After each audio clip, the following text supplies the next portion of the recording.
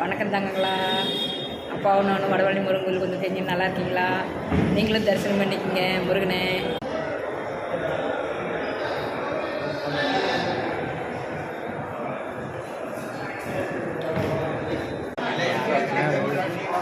கோயிலுக்கெல்லாம் வந்துட்டுருக்காங்க.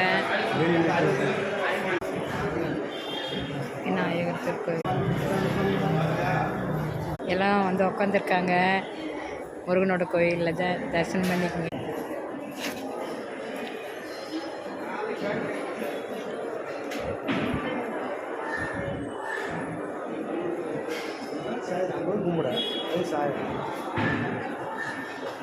ஓம் நம சிவாய்.